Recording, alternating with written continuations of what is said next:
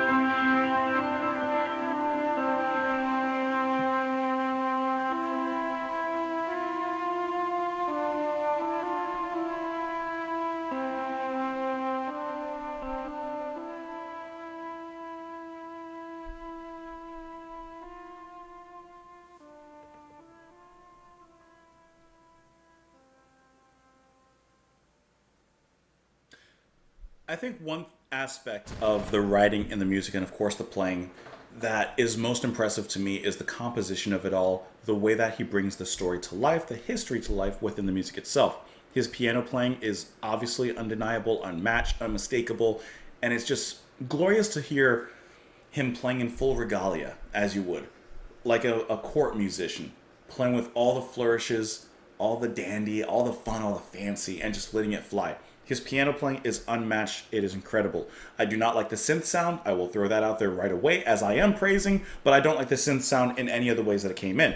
I do like the harpsichord or clavichord, whatever chord it was being played in the music. I really enjoyed that section there. And what was really interesting is what I would have said was a guitar that was being played is more than likely going to be Dave Cousins from Straub's playing the electric banjo on here.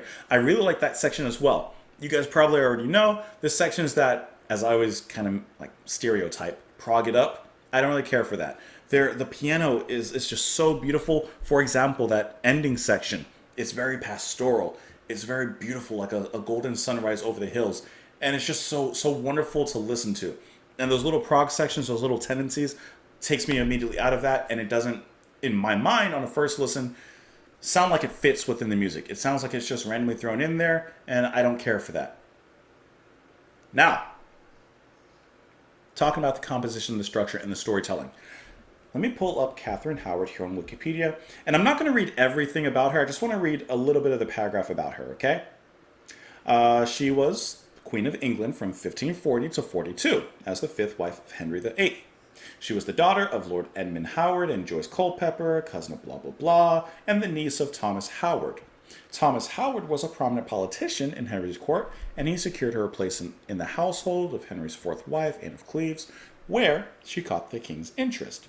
She married him just 19 days after the annulment of his marriage to Anne. He's a quick mover. He was 49.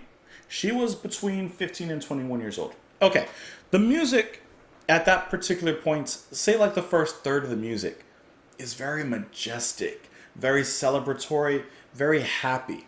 So you can imagine just going on in the court and people and politicians talking, delivering news, etc., etc. And there's this, I don't know if I would call this romantic, but there's something in the air. There's something happening. Then, as the music becomes proggy, it's a little more adventurous, perhaps talking about their marriage. I don't know, I haven't read about their marriage in depth at all. However, let's read this part. Catherine was stripped of her title as queen in November 1541, and was unable to use the title in a public capacity. But she was still married to the king until she was beheaded 3 months later on the grounds of treason for committing adultery with her distant cousin Thomas Culpeper. We got some Targaryen things going on here. Okay, let's talk about that. There's a change in their marriage, in the air, in the music. Did you hear the way that Wakeman so brilliantly played those ominous dark chords leading up to something dramatic, leading up to a beheading? And then that's it. The way that Wakeman composed this and brought that all to life is majesty, is genius, is brilliant, and it sounds good when he's doing that. That is great songwriting in bringing these characters, these real historical figures, into a modern context, a modern musical context. That is just that is just really, really cool. And it takes a very creative mind to be able to do that, to be able to bring it to life in that way. So big kudos to him. Let me know what you guys thought, though. Let me know. Oh, I just did the thing. I did the thing where I talk and I spit. Let me know what you guys thought of the track. You can let me know in the comments down below. You can follow me on Twitter. You can support the channel on Patreon. Thank you so much for being here, for listening, for joining me. And I'll see you all later. Bye.